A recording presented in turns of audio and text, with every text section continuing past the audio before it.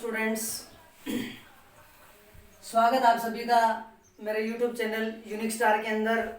मैं आपका अपना संदीप गुजर आज अपनी +1 क्लास के लिए पहली जो क्लास है ऑनलाइन क्लास, उस पहली क्लास के अंदर आज हम हाजिर हुए आप सभी के सामने।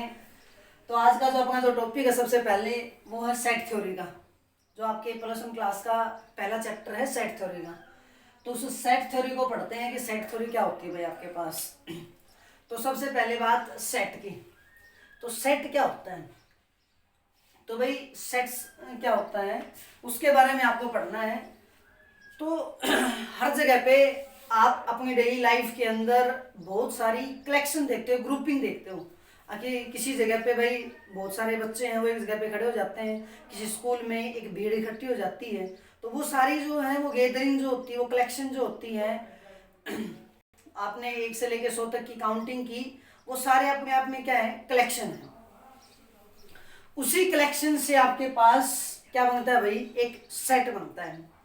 तो कलेक्शन जो है मीन्स कोई भी आपके पास एक ग्रुप का कलेक्शन जो है, उस कलेक्शन के अंदर एक वर्ड आता है आपके पास, एक वेल डिफाइंड कलेक्शन। क्या आता है आपके पास, a well defined collection of objects. Well defined collection of objects means आपके पास कुछ ऑब्जेक्ट्स थे, उन ऑब्जेक्ट्स की आपने कलेक्शन तो की, लेकिन उसके अंदर हमने क्या कहा कि वेल डिफाइंड। वेल डिफाइंड का क्या मतलब होता है भाई, अब यहाँ पे ये तो चलो आप सभी को पता है कि कलेक्शन तो होगी, कलेक्शन ऑफ ऑब्जेक्ट्स, ठीक है, लेकिन इसके अंदर वर्ड क्या है आपके पास, वेल डिफाइंड। वेल डिफाइंड का मतलब अब आप कंफ्यूज हो, वेल डिफाइंड क्या होता है।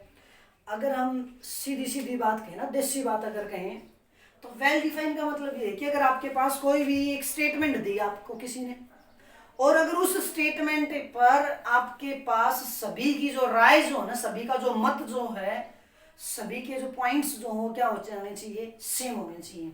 अगर सभी ने उस बात के उसमें अगर आपने तर्क दिया, या फिर आप बिल्कुल शॉर्टली से उस बात के बारे में कह सकते हो कि वो बात पॉसिबल है या फिर वो पॉसिबल नहीं है, तो उस चीज को हम बोलते हैं भाई वेल डिफाइंड कलेक्शन। मीन्स एक एग्जाम्पल लेते हैं हम, उस एग्जाम्पल से आपको समझ में आएगा कि वेल डिफाइंड क्या होता है। कि भाई हम कह रहे हैं कि कोई भी जो बात है ना, उस बात के ऊपर सभी का जो आर्ग्यूमेंट है वो सेम आना चाहिए। या तो ये जरूरी नहीं कि वो बात हमेशा उसके पक्ष में ही आएगी, उसके विपक्ष में भी जा सकती है, कोई दिक्कत नहीं है, लेकिन जो भी कैंडिडेट हैं वो सभी या तो ये कहें कि वो बात सही है, या फिर सभी ये कहें कि वो बात गलत है। फॉर एग्जाम्पल अगर हम बात करें, अगर 2 and 2 makes 4, 2 and 2 makes 4, कि भाई 2 और 2 है वो क्या होते हैं, 4 होते हैं। अब आप किसी से भी पूछोगे ना, तो हर कैंडिडेट ये कहेगा कि हाँ ये 2 और 2 क्या होते हैं, 4। अब ये बात सही है या गलत है उस बात की बात अलग है, बट जो भी अगर किसी भी कैंडिडेट से पूछोगे ना, वो आपको यही कहेगा कि भाई 2 and 2 makes 4, कि 2 और 2 क्या होते हैं भाई आपके, 4। जब 2 और 2 को जब आप ऐड करोगे तो आपकी वैल्यू कितनी बन जाती है भाई, 4। इसका मतलब इस स्टेटमेंट के ऊपर सभी की जो राय है ना वो ये आएगी, जिससे भी आप पूछोगे। एक भी सिंगल कैंडिडेट आपको ऐसा नहीं मिलेगा जो आपका कॉन्ट्राडिक्शन करे, आपका अपोज करे। तो अगर ऐसी जो स्टेटमेंट है, इस स्टेटमेंट को बोलते हैं भाई हम एक वेल डिफाइंड कलेक्शन। क्या बोलते हैं इसको, एक वेल डिफाइंड कलेक्शन। कि वेल डिफाइंड जो कलेक्शन है किसी भी ऑब्जेक्ट्स की, उन ऑब्जेक्ट्स की वेल डिफाइंड कलेक्शन को हम क्या कहते हैं भाई, एक सेट। क्या कहते हैं, एक सेट। फॉर एग्जाम्पल अभी collection of all prime numbers, collection of all prime numbers less than 20। अगर 20 से छोटे जितने भी प्राइम नंबर है ना, 20 से छोटे जितने भी प्राइम नंबर हैं, उन सभी की क्या करनी भाई, कलेक्शन करनी है। अब 20 से छोटे होने चाहिए वो प्राइम नंबर होने चाहिए, तो भाई 20 से छोटे जितने भी प्राइम नंबर हैं उन सभी की क्या करनी है आपको, कलेक्शन। तो देखो जहां पर भी एक से ज्यादा अगर वस्तु एक साथ होंगी वहां पे कलेक्शन तो होगी, लेकिन वो कलेक्शन वेल डिफाइन है या नहीं, और उस वेल डिफाइन का मतलब हमने आपको बता दिया कि आप उस बात के बारे में डायरेक्ट क्लू दे सको कि वो बात होगी या फिर वो नहीं होगी। तो भाई हमने कहा कि ये आपको प्राइम नंबर्स की कलेक्शन करनी है, तो प्राइम नंबर्स की जो कलेक्शन करोगे तो प्राइम नंबर आपको पता है कि सबसे पहला प्राइम नंबर 2, उसके बाद 3, 5, 7, 11, 13, 17 और कितना आगे 19। ये जो कलेक्शन जो आई है ना, ये कलेक्शन प्राइम नंबर्स की कलेक्शन है, 20 से छोटे प्राइम नंबर्स की। तो ये अपने आप में कलेक्शन है, लेकिन ये कलेक्शन क्या है भाई, आपकी एक वेल डिफाइंड कलेक्शन है। कोई भी कैंडिडेट जब आएगा, अगर वो आपसे कहेगा कि 20 से छोटे जो प्राइम नंबर हैं वो यही प्राइम नंबर आएंगे, इनके अलावा कोई दूसरा प्राइम नंबर नहीं आएगा, इसका मतलब इस स्टेटमेंट पे सभी की जो राय है ना वो क्या आएगी, सेम। अगर सभी की राय सेम आई है तो ये जो कलेक्शन जो आपके पास, ये कलेक्शन एक वेल डिफाइंड कलेक्शन है, इसलिए ये जो स्टेटमेंट, ये कलेक्शन जो आपका, ये कलेक्शन आपकी क्या कहलाएगी, एक सेट कहलाएगी। इस कलेक्शन को हम क्या नाम देंगे, एक सेट का नाम देंगे। और ले लो, collection of all students, collection of all students in our school, in our school. अभी हमारे स्कूल के अंदर जितने भी बच्चे हैं ना, विद्यार्थी जो हैं, उन सभी विद्यार्थियों की जो कलेक्शन जो करोगे, उन सभी को जब इकट्ठा करोगे तो वो कलेक्शन जो है अपने आप में क्या है, एक वेल डिफाइंड कलेक्शन है। क्या भाई आपके पास वो वेल डिफाइंड कलेक्शन है, क्योंकि अगर स्कूल की बाउंड्री के अंदर जो भी बच्चा हमारे स्कूल का होगा, अगर हम जिससे भी पूछेंगे वो बताएगा कि हाँ भाई स्कूल का हूँ, मैं इस क्लास का पढ़ता हूँ। कोई बाहर से कोई कैंडिडेट आके ये तो कह नहीं सकता कि ये बच्चे स्कूल का नहीं है, क्योंकि हमारे स्कूल में तो हमारे स्कूल के बच्चे होंगे जो हमारे स्कूल के अंदर एनरोलमेंट है। तो भाई ये जो कलेक्शन है ना, ये भी अपने आप में क्या आपकी एक वेल डिफाइंड कलेक्शन है। और अगर ये वेल डिफाइंड कलेक्शन है तो फिर इस कलेक्शन को हम क्या कहेंगे भाई, एक सेट कहेंगे। क्या कहेंगे इसको, एक सेट कहेंगे। दूसरी बात, एक छोटा सा एक बेसिक्स एग्जांपल और लेते हैं कि भाई, ताकि उससे आप उस बात को समझ सको कि भाई वेल डिफाइंड का मतलब जो है वो यही है कि उस बात के बारे में सभी का जो आर्गुमेंट है, जो तर्क जो है वो सेम आना चाहिए, भले ही वो आपका सही हो, भले ही वो आपका क्या हो, गलत। जैसे कि एक एग्जांपल है, छोटा सा उस बात से आप समझने की कोशिश करना कि अगर हम क्रिकेट टीम की बात करें तो क्रिकेट टीम के अंदर हमारे पास जितने भी मेंबर हैं, एट प्रेजेंट जो क्रिकेट टीम है उसकी हम बात करते हैं कि भाई मैं ये कहता हूँ कि जो विराट कोहली जो है वो टीम इंडिया के अंदर एक प्लेयर है, तो सभी को पता है कि वो उसके अंदर एक प्लेयर है। कोई ऐसा कैंडिडेट है जो ये कह दे कि वो प्लेयर नहीं है, एट प्रेजेंट वो प्लेइंग लेवल में नहीं है, मीन्स बात हो रखी है प्लेइंग लेवल की कि भाई वो उस प्लेइंग लेवल में है या नहीं है। तो भाई विराट कोहली जो है एट प्रेजेंट तो है प्लेइंग लेवल में, अगर प्लेइंग लेवल में है तो इसका मतलब सभी ये कहेंगे हाँ भाई है। अगर है तो वो अपने आप में जो है स्टेटमेंट, वो अपने आप में क्या एक वेल डिफाइन है। दूसरी तरफ एक बात और, अगर भाई हम कहें अगर भाई सौरव गांगुली जो है वो एक प्लेइंग लेवल में है, तो सौरव गांगुली तो एट प्रेजेंट तो है ही नहीं, तो सभी ये कहेंगे कि भाई वो तो नहीं है। ऐसा तो कोई भी नहीं कहेगा भाई पता नहीं, हो भी सकता नहीं भी हो सकता, ऐसा तो कोई नहीं कहेगा, सब ये कहेंगे कि हाँ वो नहीं है भाई। इसका मतलब उस स्टेटमेंट के ऊपर सभी का जो आर्गुमेंट है वो नेगेटिव का, मीन्स ना का आया कि वो चीज़ नहीं है, भले ही ना का है भले यहाँ का है, बट आना चाहिए। और सभी का जो तर्क, जो सभी की जो आर्गुमेंट है वो आपकी क्या आनी चाहिए, सेम आनी चाहिए, तब जाकर के वो अपने आप में क्या है, एक वेल डिफाइंड कलेक्शन है। और जो भी वेल डिफाइंड कलेक्शन होगी वो उसको हम क्या कहेंगे भाई, एक सेट कहेंगे। कुछ एग्जाम्पल और ले लो भाई। कलेक्शन ऑफ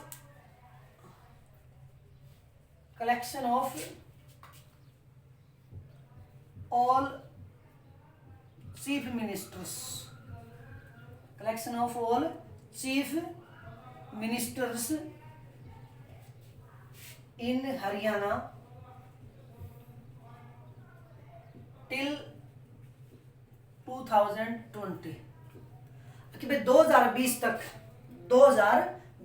तक सभी चीफ मिनिस्टर्स की इन हरियाणा के अंदर 2020 तक जितने भी मुख्यमंत्री जो हुए हैं उन सभी की जो कलेक्शन है जो है ना, वो भी अपने आप में क्या है, एक वेल डिफाइंड कलेक्शन है।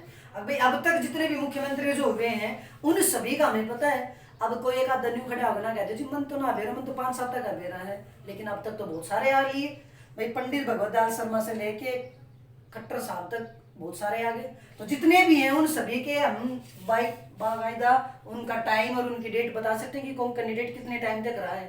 इसका मतलब वो भी अपने आप में जो कलेक्शन जो मिलेगी ना वो सभी की स्मूथ मिलेगी, कोई भी कैंडिडेट उसमें अदला बदली नहीं कर सकता। हाँ इतना कर सकता है, वो आगे पीछे कर सकता है, बट उस कैंडिडेट का नाम तो लेना पड़ेगा, वो या कहेगा कि हाँ ये इसमें है, या फिर वो कहेगा कि इसमें नहीं है।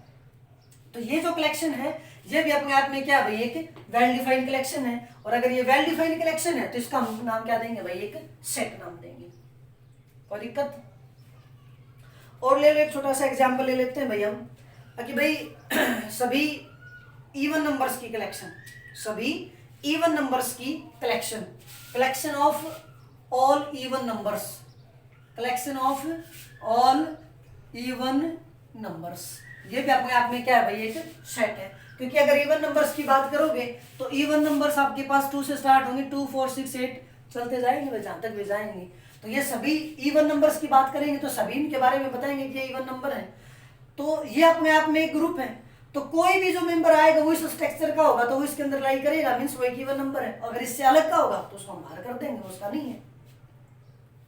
उसके बाद अगर हम बात करें एक आधा एग्जांपल और लें, collection of all reverse, collection of all reverse in India.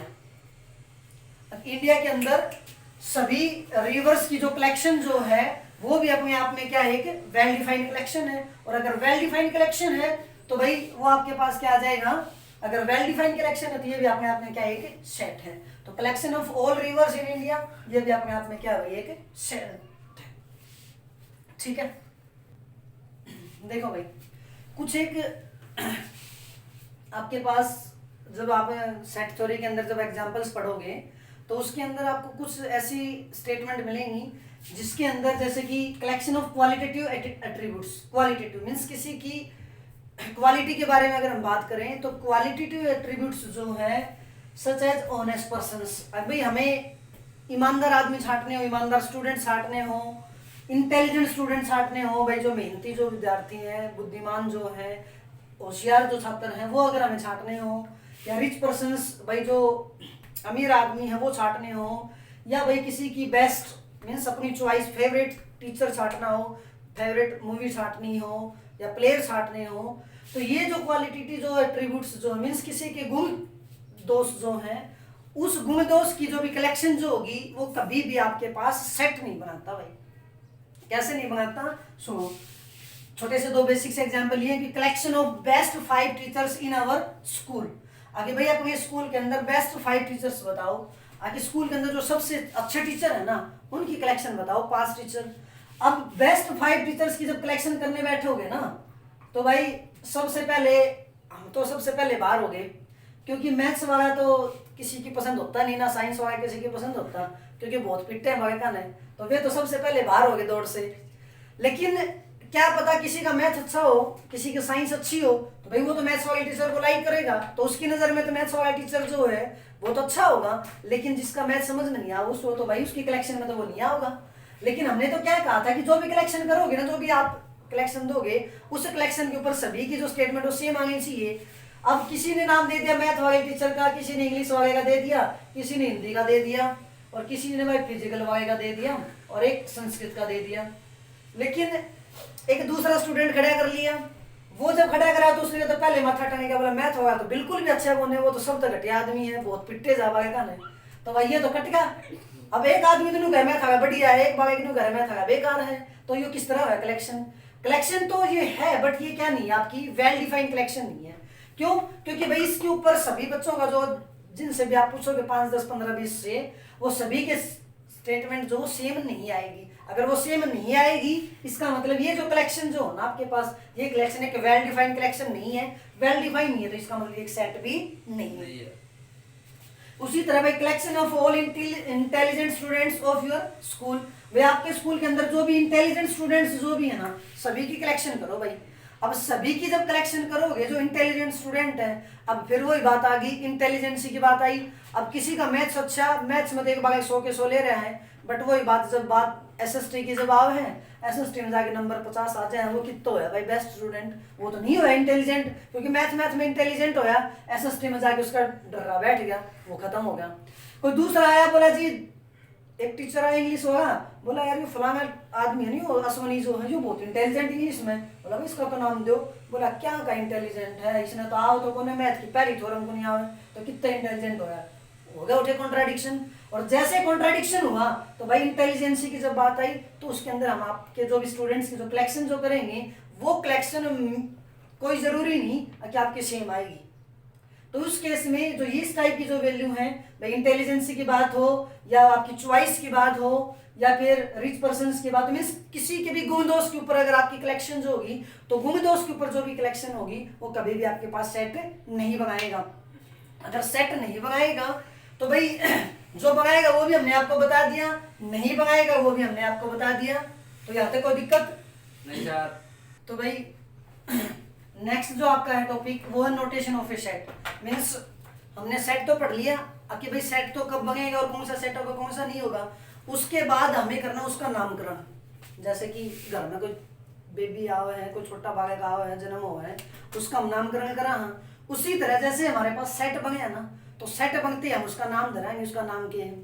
तो भाई इन जनरली जब हम किसी भी सेट को जब नाम देते हैं ना तो हमेशा इंग्लिश अल्फाबेट के जो कैपिटल लेटर्स जो होते हैं, इंग्लिश अल्फाबेट के जो कैपिटल लेटर्स जो होते हैं उन कैपिटल लेटर से हम किसी भी सेट को डिनोट करते हैं।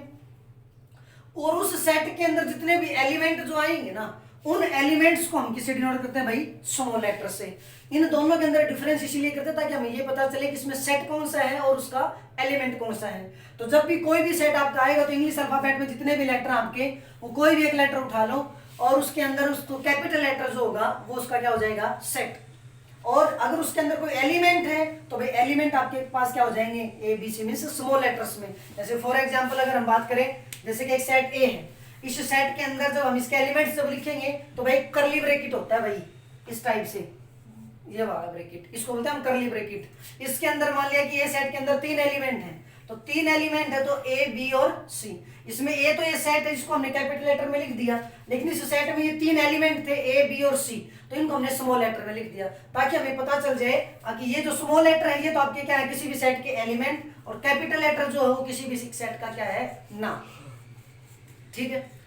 उसके बाद एक भाई ये आपको सिंबल मिलेगा इस टाइप से, ये सिंबल मीन्स ये ई नहीं, कभी आप इसको ई सोचो, इसका मतलब होता है भाई बिलोंग्स टू। क्या मतलब होता है इसका बिलोंग्स टू। ठीक है। अब भाई ये कहीं बिलोंग करेगा, इसके लेफ्ट में भी कोई वैल्यू आएगी और राइट में भी कोई वैल्यू आएगी तो हम इसको लिखते हैं भाई a belongs to A. A belongs to A means small a जो कैपिटल ए के अंदर क्या करता है बिलोंग। इसका मतलब ये जो वैल्यू है ये रिलेशन बताता है दो एक सेट और एक उसके एलिमेंट के बीच। अगर भाई ये जो वैल्यू है ये इस सेट ए के अंदर बिलोंग करती है मीन्स उसके अंदर लाई करती है। इसको हम दूसरे फॉर्म में ये भी कह सकते हैं अगर ये चीज है तो भाई a is a member of set A. A जो है वो सेट ए का क्या है मेंबर है। या फिर इसको हम ये भी बोल सकते हैं भाई a is a element of set A. इसको हम एलिमेंट भी बोल सकते हैं सेट ए का और इसको क्या बोल सकते हैं इसका एक मेंबर भी बोल सकते हैं। तो मेंबर हो या इसका एक एलिमेंट हो दोनों की एक ही बात है। तो ए बिलोंग्स टू ए इसका मतलब ए उसका एक मेंबर है या फिर ए उसका क्या है एक एलिमेंट है। इसको अगर मैथमेटिकली लिखोगे तो ये वैल्यू आपके पास और ये जो सिंबल जो है इसको ध्यान से आपको बनाना है। अभी आप ये ई मत बना देना, इसको इस टाइप से सी करके और इसको ऐसे घुमाना। तो इसका मतलब ये क्या होगा भाई इसके अंदर क्या करता है बिलोंग। अगर ये इसके अंदर बिलोंग करेगा तो भाई ये इसका सिंबल आ जाएगा। दूसरी तरफ अगर मान लिया जाए इसको हमने ऐसे करके ऐसे काट दिया, अब इसका मतलब ये होगा कि ये does not belong to does not belong. आखिर ये जो मेंबर है इसके अंदर बिलोंग नहीं करेगा। जैसे मैं अगर बात करूं d does not belongs to A, इसका मतलब डी जो एक एलिमेंट है वो एलिमेंट इस सेट ए का एलिमेंट नहीं है। अगर डी जो है वो सेट ए का एलिमेंट अगर नहीं है तो भाई इसके लिए हमने ये सिंबल लगा दिया। अगर इसका मेंबर होता तो ये लगा देते, ये इसका मेंबर नहीं है अब ये हमने ये सिंबल लगा दिया। कोई दिक्कत चलेगा काम यहाँ तक।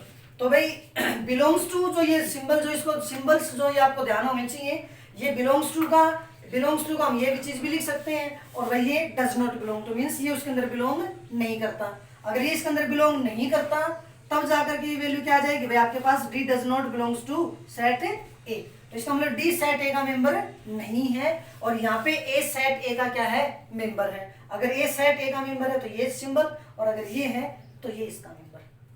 ठीक है, कोई दिक्कत? तो भाई वो तो हमने सेट मंगाए थे, जो भी कलेक्शन जो मिलेगी उसके बेस हम आपका सेट मंगा देंगे। ये कुछ स्पेशल सेट है जो ऑलरेडी है आपके पास, N, W, Z, Q, R और सी। एन का मतलब set of natural numbers, number system में आपने 9th क्लास में पढ़ा होगा ये। उसके बाद सेट ऑफ होल नंबर्स, फिर set of integers, collection of integers जो भी हैं। Q set of real number, sorry rational numbers, जो भी रेशनल नंबर्स की जो कलेक्शन है वो भी अपने आप में क्या है, एक सेट। रियल नंबर्स की जो कलेक्शन है वो भी अपने आप में क्या है, set. Z positive, Z positive मतलब इसका मतलब जेड पॉजिटिव सारे के सारे पॉजिटिव इंटीजर्स। क्यू पॉजिटिव का मतलब सारे के सारे positive rational numbers. R positive का मतलब सारे के सारे पॉजिटिव रियल नंबर्स। और भाई ये सी सेट ऑफ कॉम्प्लेक्स नंबर्स। ये जो है अब तक ये तो आप पढ़ चुके हो, ये आपके लिए नई वैल्यू, नया काम, नई चीज आई भाई, कॉम्प्लेक्स नंबर सी। ये जब आप 5th चैप्टर जब पढ़ेंगे उसके अंदर आपके पास इसको डिटेल में पढ़ेंगे कॉम्प्लेक्स नंबर क्या होता है। जब रियल नंबर से एक्सटेंड जब करते हैं हम, तो रियल नंबर का एक्सटेंडेड जो फॉर्म है वो आपके पास क्या है, कॉम्प्लेक्स नंबर। और सबसे बड़ा जो सेट हो अपने आप में कौन है भाई, कॉम्प्लेक्स नंबर। ठीक है, नेक्स्ट जो टॉपिक है भाई आपका वो है रिप्रेजेंटेशन ऑफ सेट्स। मीन्स आपने सेट बना लिया, सेट की नोटेशन भी पढ़ ली, नाम भी दे दिया। अब उसके अंदर जब हम उस सेट के एलिमेंट्स को जब लिखेंगे ना, तो वो कैसे लिखेंगे, उसके लिए भाई रिप्रेजेंटेशन ऑफ सेट्स। मीन्स हम उसको रिप्रेजेंट कैसे करेंगे सेट को। तो सेट को जब रिप्रेजेंट जब करेंगे तो कहता है कि भाई सेट को रिप्रेजेंट करने के आपके पास दो तरीके हैं, एक है टेबुलर फॉर्म और रोस्टर फॉर्म, और एक है सेट बिल्डर फॉर्म और एक या फिर rule method. Means tabular form बोल दो या रोस्टर फॉर्म बोल दो, एक ही बात है। सेट बिल्डर फॉर्म बोल दो या फिर रूल मेथड बोल दो, दोनों के अंदर क्या फर्क है भाई, दोनों बस छोटा सा डिफरेंस है।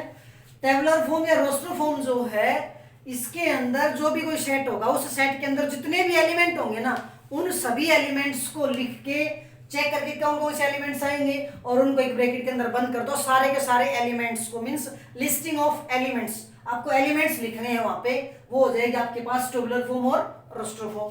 सेट बिल्डर फॉर्म या फिर रूल मेथड, इसके नाम से डिफाइंड है भाई रूल मेथड। मींस आपको एक ऐसा रूल बताने, एक ऐसी स्ट्रक्चर बतानी है ताकि उस सेट के जितने भी एलिमेंट है ना, वो सारे के सारे एलिमेंट हम लिख पाए।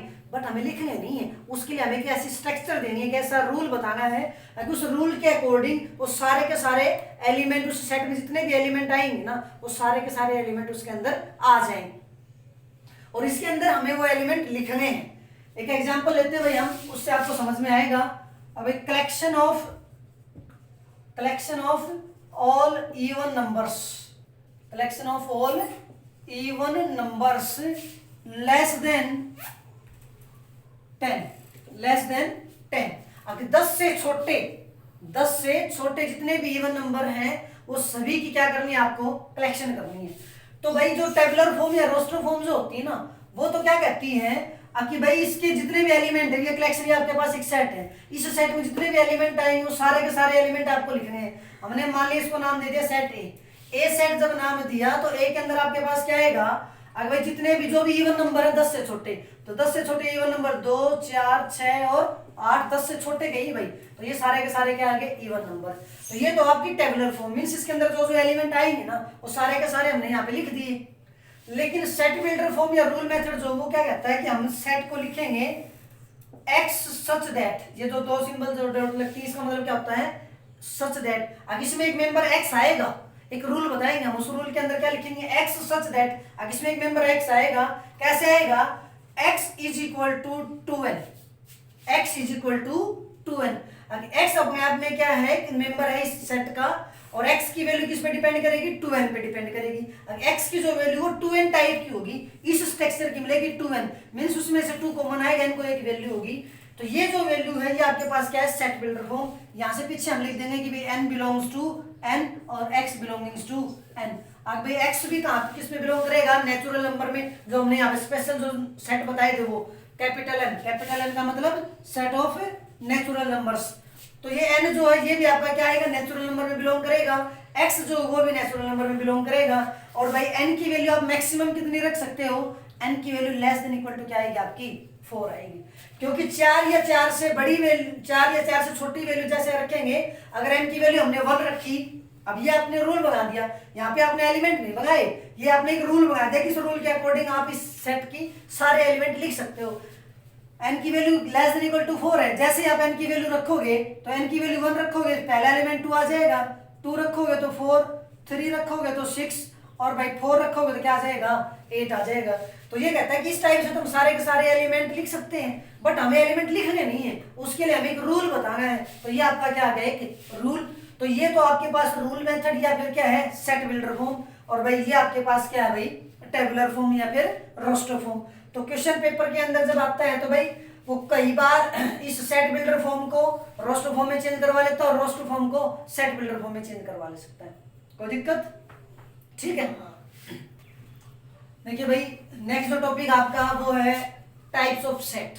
अब भाई सेट जो हो कितने प्रकार के होते हैं, तो उसके केस में आपके पास उससे पहले हम पढ़ेंगे cardinal number of A set. अब भाई किसी भी सेट की कार्डिनल नंबर क्या होते हैं, तो कार्डिनल नंबर्स का एक दूसरा नाम अगर हम कहें तो ये कहता है कि number of elements, number of elements in A set, वो किसके बराबर होता है भाई, cardinal number of A set. Means जितने भी उस सेट के अंदर एलिमेंट होंगे ना, उस सेट के एलिमेंट्स की संख्या को हम क्या कहेंगे, cardinal number of that set, या फिर कार्डिनलिटी ऑफ ए।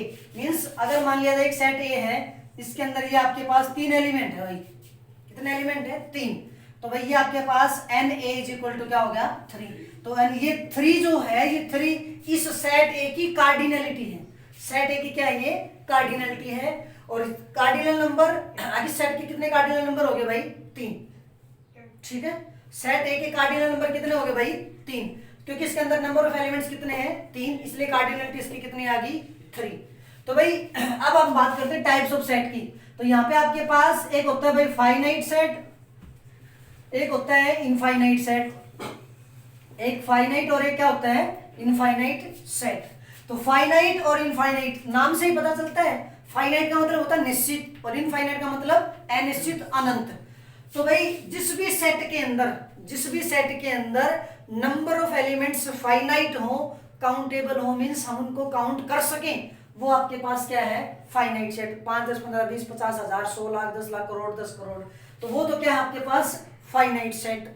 लेकिन जिसकी हम काउंटिंग नहीं कर सकते, जिसको हम काउंट करके नहीं बता सकते इसमें कितने एलिमेंट हैं, वो है आपके पास इनफाइनाइट सेट। फॉर एग्जांपल अगर ए सेट की बात करें हम 1, 2, 3 अप टू 1000 तक, तो ये तो आपके पास क्या है फाइनाइट सेट। लेकिन infinite set, set of natural number, set of natural number, set of natural number जो अपने आप में क्या आपके पास एक इनफाइनाइट सेट, क्या आपके पास हो एक इनफाइनाइट सेट। उसके बाद है भाई आपके पास नल सेट, क्या भाई आपके पास नल सेट। नल सेट का दूसरा नाम एम्प्टी सेट भी है भाई, क्या है एम्प्टी सेट। एम्प्टी सेट का एक और नाम भी है भाई वॉइड सेट, ठीक है।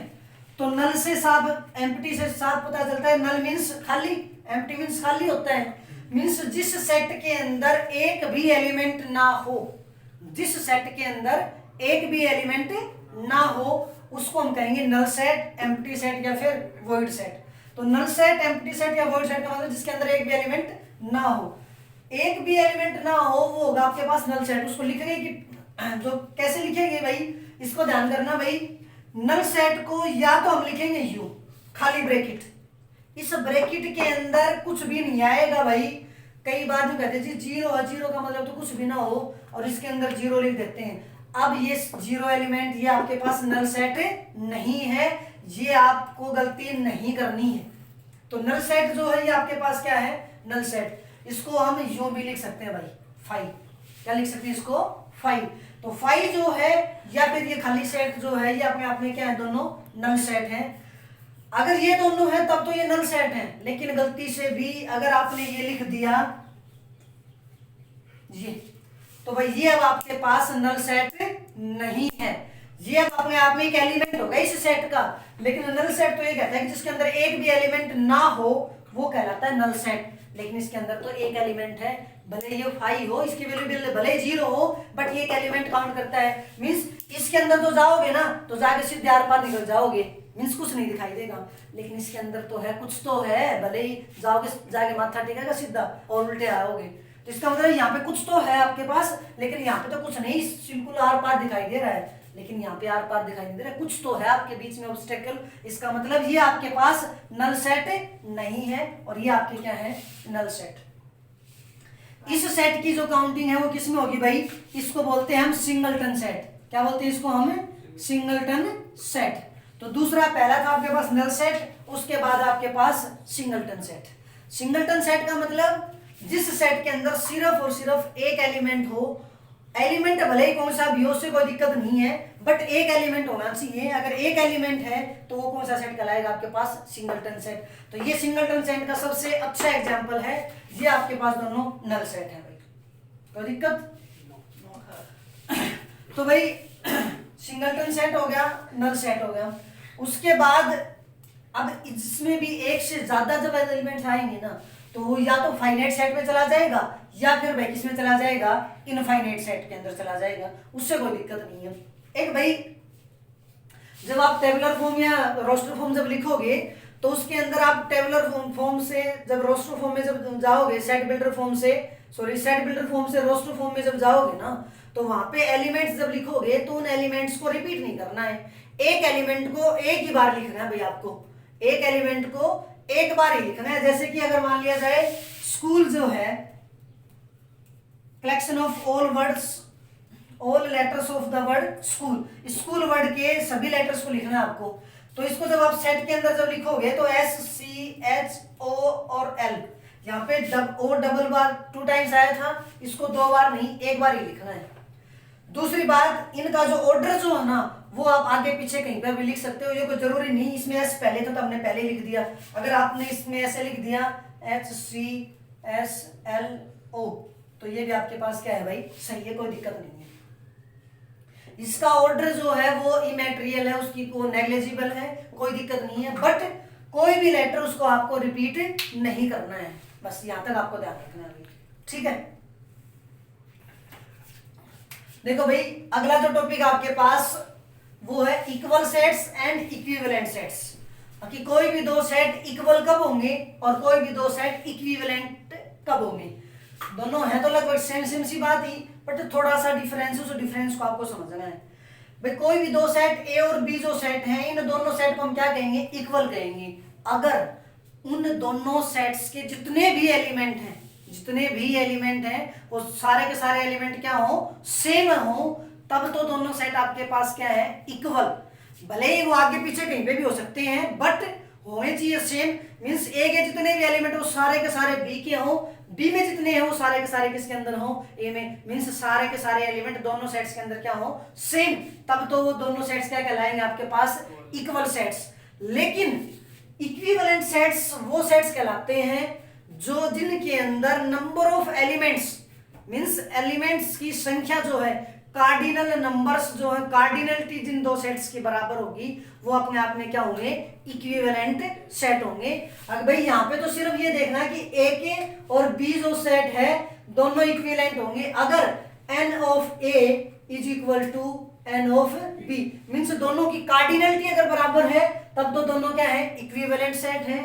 बट इक्वल सेट्स में सिर्फ कार्डिनलिटी से काम नहीं चलेगा, ए सेट के जितने भी मेंबर थे वो सारे के सारे किसके अंदर होने चाहिए, बी के अंदर, और बी वाले सारे किसके अंदर होने चाहिए, ए के अंदर, तब तो दोनों सेट क्या होंगे, आपके इक्वल सेट होंगे। देखना एक बार एक एग्जांपल, मींस एक वैल्यू आपके पास ए बी सी और डी, ठीक है। बी सेट जो है वो बी डी ए और सी, ठीक है। अब यहाँ पे देखो इसके जितने भी एलिमेंट है वो सारे के सारे इसके भी एलिमेंट हैं। अब इसमें भले आगे पीछे कहीं पे भी कोई दिक्कत नहीं है, बट है तो वही एलिमेंट, और जितने एलिमेंट इतने हैं वो कि वो सारे के सारे यहाँ पे हैं और इस वाले सारे के सारे यहाँ पे हैं। इसका मतलब A is equal to B, A is equal to B. लेकिन अगर A सेट जो है उसमें 1 2 3 और 4 एलिमेंट है, B जो सेट है भाई उसके अंदर A B C और D एलिमेंट है। ये दो सेट है, इन दोनों सेट के अंदर देखो, इसके अंदर भी एलिमेंट 4, इसके अंदर भी एलिमेंट 4, मीन्स दोनों की कार्डिनलिटी तो सेम है, लेकिन भाई जो एलिमेंट इसके अंदर है वही इसके अंदर तो नहीं है। अगर इस वाले सारे इसमें नहीं तो भाई ये दोनों के दोनों इक्विवेलेंट सेट नहीं हो सकते। ये दोनों क्या होंगे, आपके इक्विवेलेंट सेट होंगे। तो ए इज इक्विवेलेंट टू बी। अब ए जो है वो आपके पास क्या होगा, इक्विवेलेंट सेट होगा बी के साथ।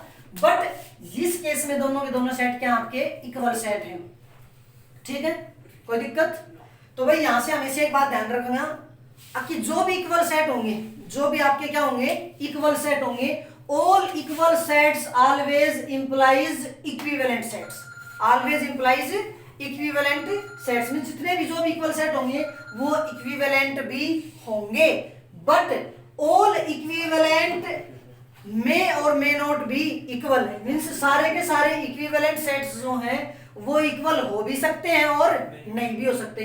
अब ये दोनों सेट जो हैं ये दोनों अपने आप में इक्वल सेट हैं, लेकिन ये इक्वल तो है, साथ साथ क्या है, इक्विवेलेंट भी है, क्योंकि दोनों की कार्डिनलिटी क्या है भाई, सेम। लेकिन यहां से जब देखोगे तो ये दोनों के दोनों जो सेट है आपके ये इक्विवेलेंट है बट इक्वल नहीं है। यहाँ पे ये दोनों के दोनों जो है वो इक्वल नहीं है, क्योंकि इक्वल टू तो जब ही होगा जब नंबर ऑफ एलिमेंट्स भी सेम हो और सेम एज इट इज इस वाले सारे एलिमेंट इसके अंदर हो, तब तो वो क्या होंगे, इक्वल होंगे। कोई दिक्कत? तो भाई ठीक है, फिर आज की जो अपनी क्लास है वो यहीं पे क्लोज करते हैं। बाकी नेक्स्ट क्लास के अंदर नेक्स्ट क्लास के लिए तैयार रहें।